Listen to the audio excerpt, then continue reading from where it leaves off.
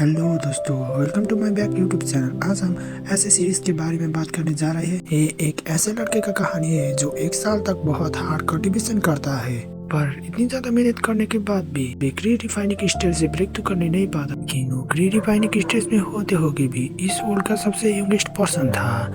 इंसान और डिमांड के साथ साथ गॉड भी डर जाते हैं। चलिए बिना टाइम जाहिर करे बिना इस एपिसोड को स्टार्ट करते हैं। एपिसोड की शुरुआत में हम अपने हीरो जुयान को देखते हैं, जहां उसके मास्टर इमोर्टल लेवल को ब्रेक थ्रू करके इमोर्टल वर्ल्ड में जा रहे हैं।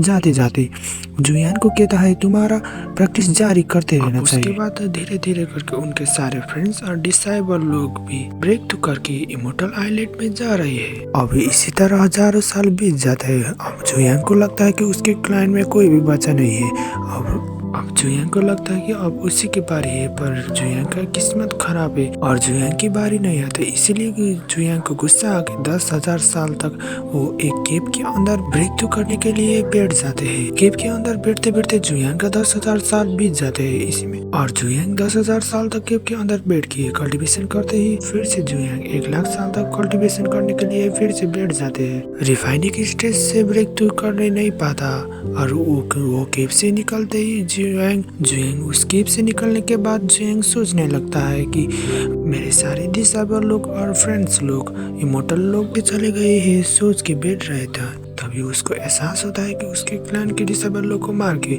उसके क्लैन डिस्ट्रॉय करने चाहते हैं। वहीं हमें दूसरी तरफ जियांग का सेट दिखाई जाता है, जिसका नाम लिंगजुई है। लुइसेंग का एक लड़का जिसका नाम लिंग था और उसको परेशान कर रहा था और उसको धमकी देते बोलते है कि और तुमने मेरे साथ शादी नहीं किया तो अब मैं तुम्हारा पूरा सेट को खत्म कर देता हूँ। और लियू भी उसके बात नहीं मानते है, उसके साथ फाइट करते ज्यादा रहे। उसके एल्डर को आगे कर देता है लिंगजुई के साथ फाइट करने के लिए। और लिंगजुई कह रहे हैं अपने मन में ही इससे शादी करने से मैं खुद को ही मार दूं।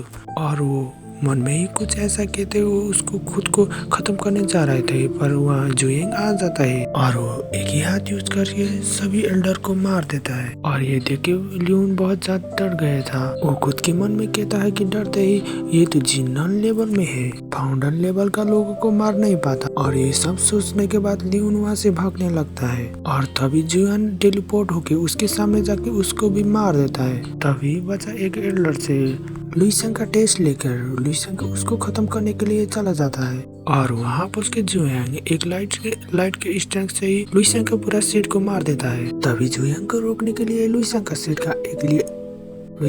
का एक एल्डर आ जाता है। ये देखकर उनमें से एक एल्डर मन में ही सोचने लगता है रिफाइनिंग स्टेज पर है, फिर भी ये लड़का इतना ज्यादा पावरफुल। तभी एक ही झटके में सारे एल्डर को मार देता है और वो यहाँ तक भी वो क्लैन लीडर को भी एक ही हाथ से घुमा के फेंक देता है। तभी क्लैन लीडर खुद को बचाने के लिए गोल्ड एल्डर को बुला लेता है। तभी गोल्ड एल्डर जुएन को रोकने के लिए एक 7 किल फॉर्मेशन बना लेता है। ये देख के जुएन अपने शॉट को बाहर निकाल के एक ही झटके में फॉर्मेशन को डिस्ट्रॉय कर देता है। जुएन का शॉट को देखकर गोल्ड एल्डर भी हैरान रह जाते हैं और गॉड खुद कहता है कि ये शॉट तो बहुत ज्यादा पावरफुल और स्पेशल है। ये शॉट तो पहले खो गया था, पर इस लड़के के साथ क्या कर रहे हैं हम कल्टीवेशन के लिए इम्पॉसिबल है। और ये लड़का इस शॉट को कैसे संभाल पा रहा है, इसका मतलब आम कल्टीवेटर नहीं है। और ये कह के अपने सुप्रीम गोल्डन ड्रैगन बाहर निकालता है और वो गोल्डन ड्रैगन बहुत ज्यादा खतरनाक लग रहा था। सुप्रीम ड्रैगन को देख के लुयांग भी बहुत ज्यादा इम्प्रेस हो गया था और वो गोल्डन ड्रैगन भी लुयांग के शॉट के सामने कुछ भी नहीं था। एक ही झटके में लुयांग